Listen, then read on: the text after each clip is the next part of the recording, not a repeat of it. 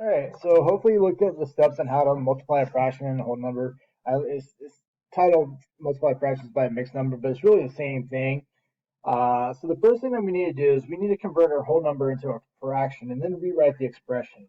And so my whole number in this situation, 1/3 times 4, is 4. But how can I write that as a fraction?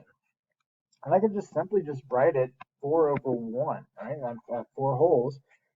And so my new expression would be 1/3 times uh, 4 over 1.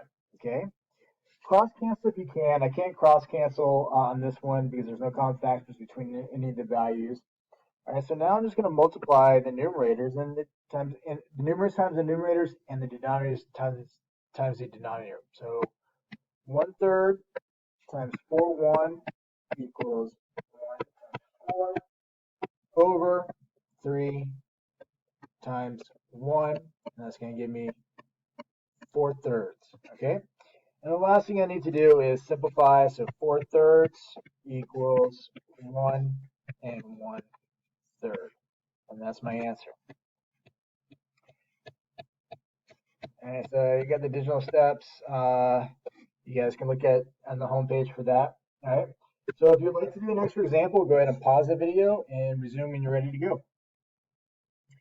All right. So now I have 7/8 times 5/1. So it's the same thing as 7/8 times 5 over 1.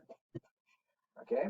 Once again, I can't cross cancel, but small enough numbers, it's easy to multiply. So that's 7 times 5 over 8 times 1, and that gives me 35 eighths. All right, so I have a mixed number there. I'm sorry, improper fraction.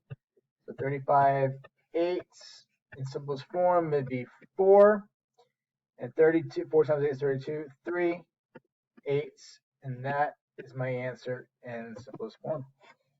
All right, go ahead and give the on your own a shot.